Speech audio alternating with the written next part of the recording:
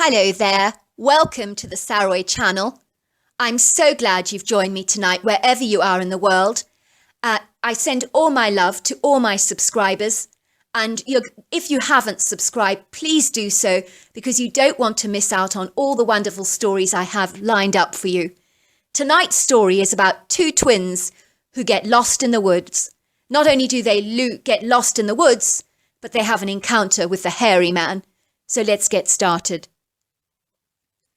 Dear Sarah, my name is Ariel, and I was born in West Virginia, along with my identical twin sister Tori on the 3rd of May, 1966.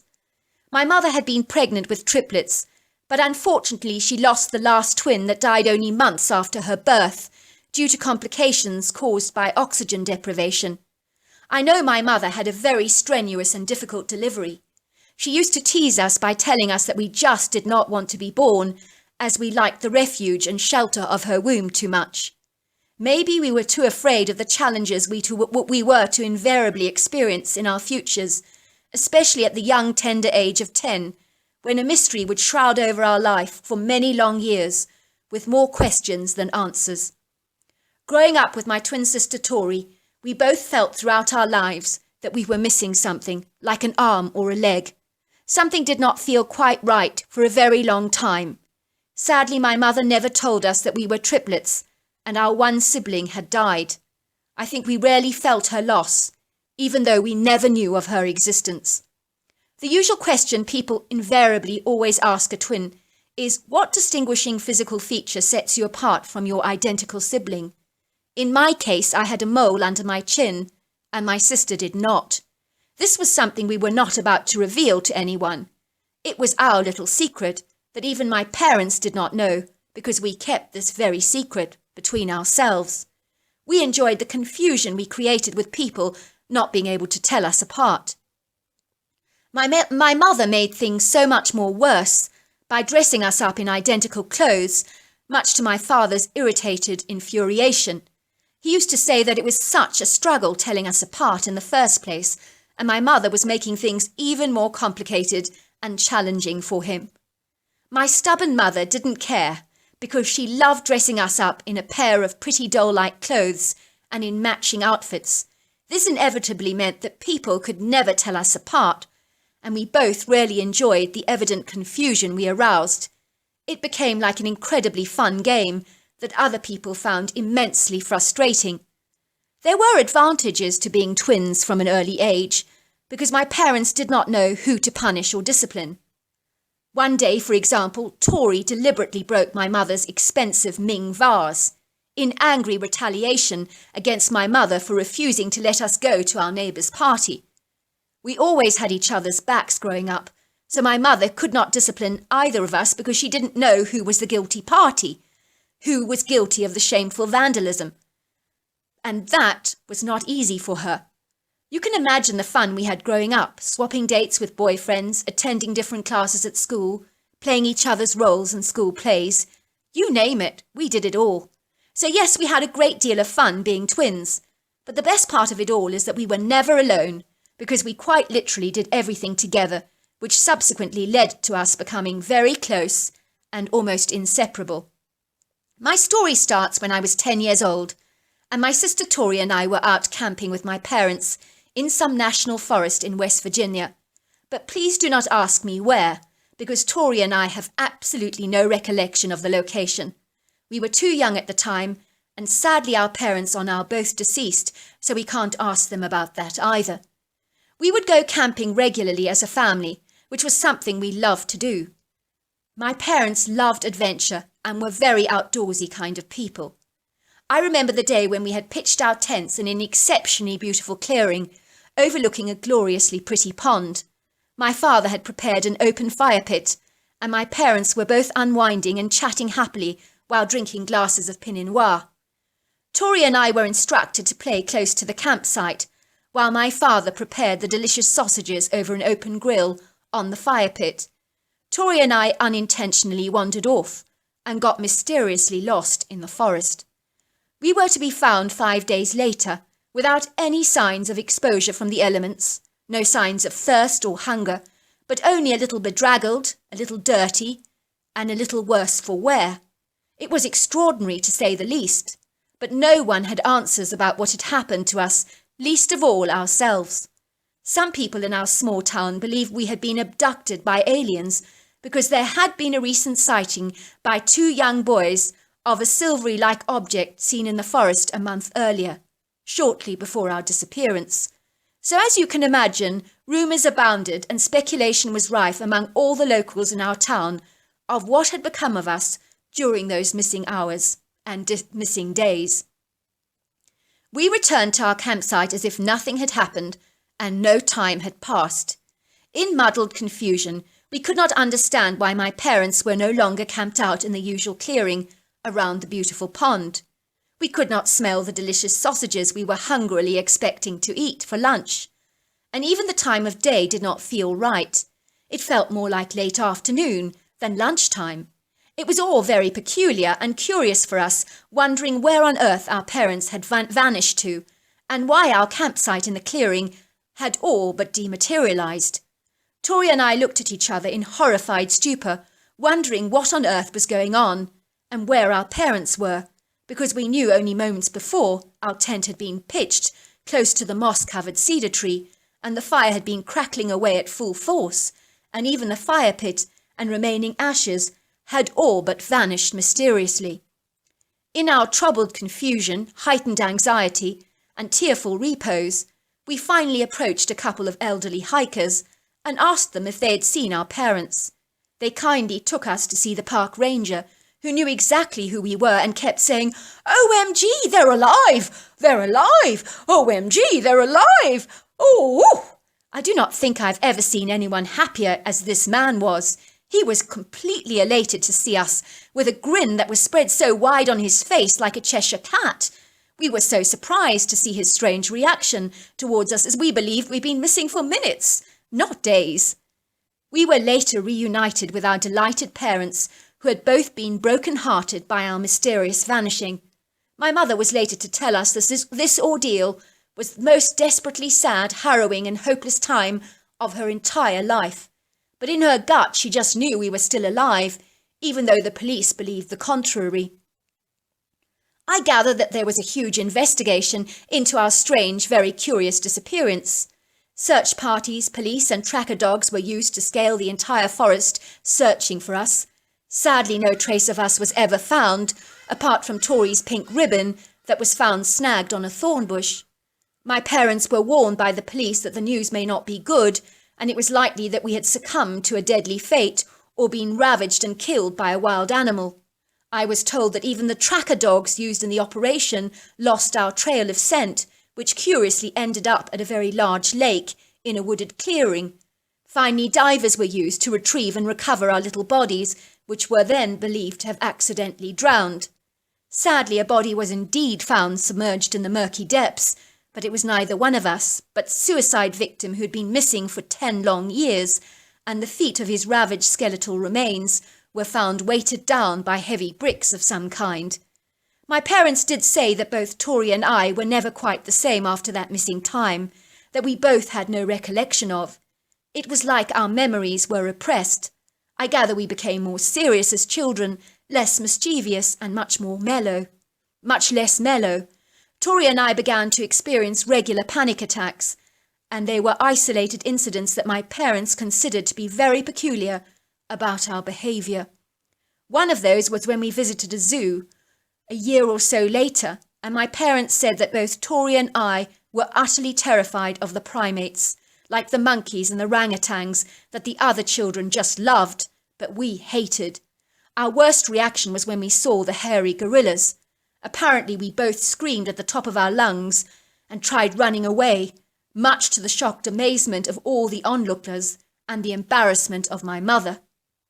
Another time my mother was starting a worm farm for her compost heap, and when we saw those worms crawling around each other, Tori and I started to sob uncontrollably, and even we did not know why we had reacted so adversely to a bunch of relatively innocent earthworms.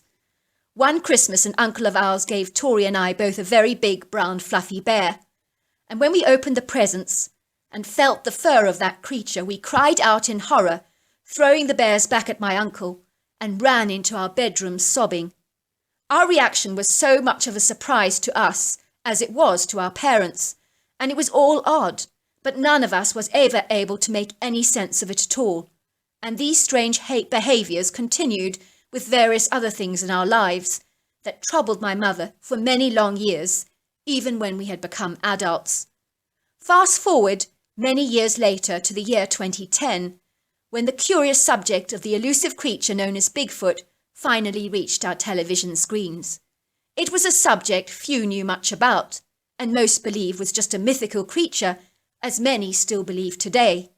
This is why Bigfoot is a taboo subject among many people, especially the cynic and unbeliever, leaving people who have claimed to have sightings to be so unfairly humiliated and dismissed out of hand for making up tall stories.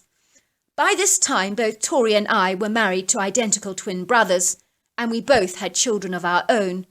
Tori had 2 girls, and I had 2 boys, neither of which were twins. My sister was at my house, and we were watching television together because all these years later we were still exceedingly close.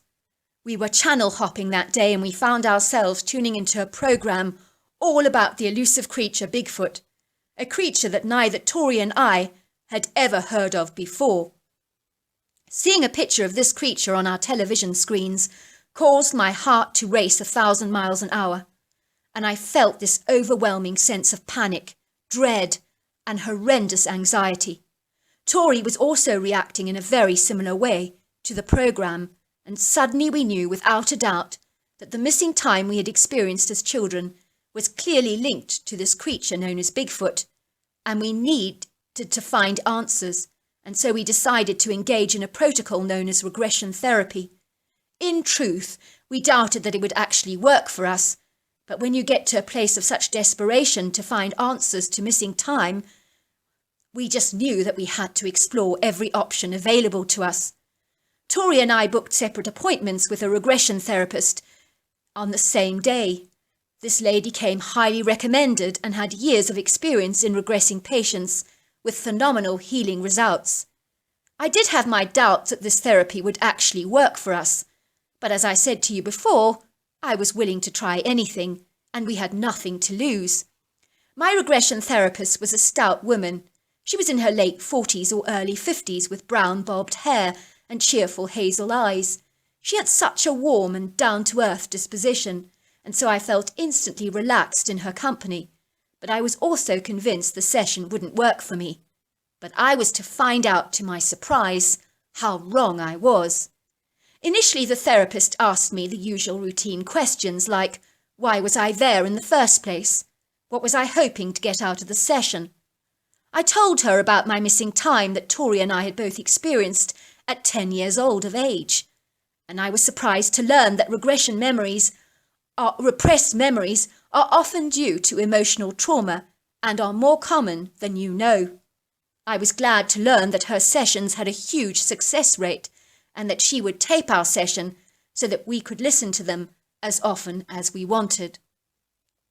I sat back on an electric reclining chair that rather reminded me of a dentist's office, but thankfully that was where the similarity began and ended. I'm glad to say the chair was infinitely more comfortable, with a cushioned pillow placed behind my head and a warm blanket to cover my body.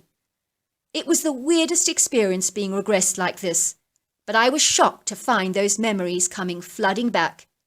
It was like a veil of darkness being pulled away in a dark room to reveal the sunlight that suddenly filters through, or like a power cut that causes you to stumble around in the darkness for a very long time so that you can't see your hands before your eyes. And then suddenly the light comes on and you can see clearly. It felt exactly like that. I want you to go back to that forest where you were 10 years old. What are you wearing? She asked me. I'm wearing a pink dress with a white frill around the collar and white shoes. I'm wearing a pair of white frilly socks on my feet, and I've got pretty little shoes and 2 ponytails tied back with pink ribbons. Good. What are you doing now? Oh, my dad is cooking sausages. They smell so yummy. I'm getting really hungry now. I can't wait to eat. I keep trying to pick at them, but my dad slaps my hands and tells me that they're not cooked enough yet. So how are you going to kill the time before lunch? Asked the therapist. We are going further into the woods, but Mum tells us, don't go too far. I want to keep an eye on you. That's what she's saying. Good, go on and tell me everything else you see. How are you feeling? And what's happening to you? It's quite dark in this part of the forest because the large trees are robbing the area of sunlight, so it's actually quite difficult to see clearly. And we're stumbling about quite a bit. And Tori has just tripped and fallen over. I think she's fine because she's crying. She's not crying, but she's wiping the dirt off her knees with her hands. Go on, encouraged the therapist. Tell me everything else you see. It's not smelling nice in the woods. Oh, it's horrible. There's this pungent odour. It's really awful and very intense. I feel nauseous and I want to be sick and throw up. It's the worst smell I've ever smelt. Tori's wrinkling her nose too. I think she's disgusted as well. I'm guessing she's smelling it too. I'm not feeling safe here. I want to get back to the camp and I'm getting hungry for those sausages. I sense something is watching me and I feel scared and I feel as if I'm in danger. Oh, no! Oh, please, no! No, don't, no! What's going on? Asked the therapist. No! Come on, what's going on? Calm down, relax. What's going on? Something big has grabbed me. I don't know what it is, because they're carrying me under their arm, like I'm a yoga mat. And Tori is being carried under the other arm, because I also heard her cry out. And I can see that she's bundled up on the other side of this thing, just like a yoga mat on the other arm. Whatever this thing is, it's very fast. It's faster than a horse in full gallop, and it's running with us under its arms. Tori and I are both kicking our legs frantically and screaming, but the creature does not care. I can hear the creature running through the shallow water, and the splashing sounds under her feet. We are both still bundled under this thing's arm, and it has a very firm hold on us, which rarely hurts, because this creature's hands and fingers are monstrously big and forceful. There is no way we can escape its powerful clutches. The creature's very strong and smells rank and horrible, and also breathing hard. I can hear her breath. I'm crying out in fear. My heart is pounding violently, and I'm certain that this creature's going to kill us.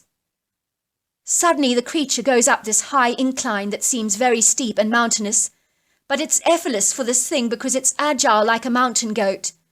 And the ride is not even bumpy for us, like it would be on the back of most animals.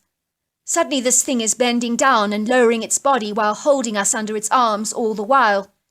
We enter into this opening, and we find ourselves in this deep underground tunnel that opens up into the mouth of a very large, spacious cave. The creature places us down gently on this large area of soft vegetation, and then studies us closely as if examining a present that she's just received. And even I can tell that she's tickled pink by us, because she's making these happy chattering sounds to herself, as if she's found something wonderful. I get the sense that she sees us as some kind of plaything or a doll that she wants to play with.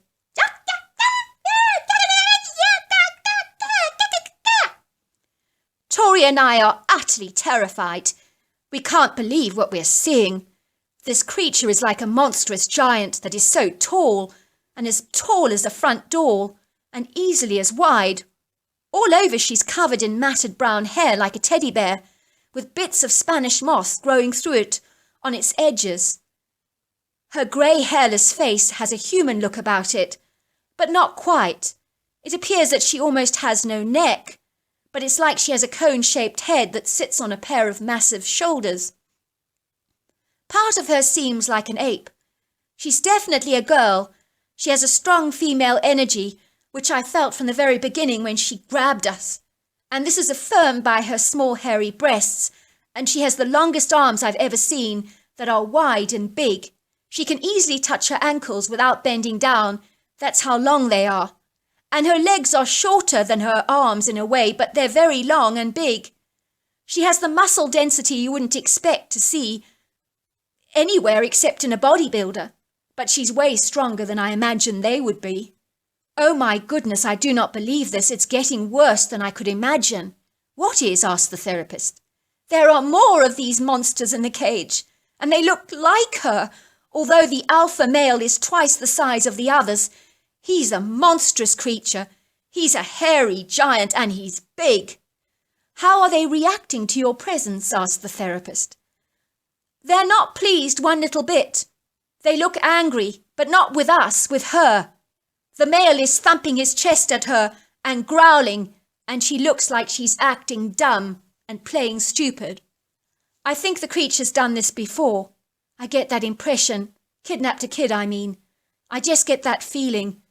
Because I've also seen a young boy's t-shirt amidst the hay that we're sitting on, and a comic book. Do you think these creatures are going to hurt you? No! Funny enough, I don't think they're going to hurt us. They're not going to eat us. But the other creatures don't want us to be here. They're very irritated with that creature that brought us into the cave. They don't like what she's done.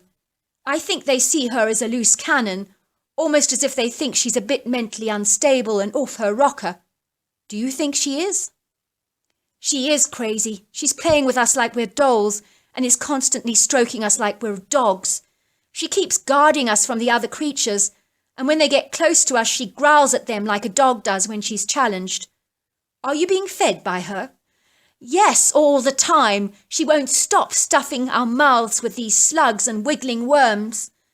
We're scared by her intensity, and we're terrified that if we don't eat these wiggling things, how she's going to react. So we do so.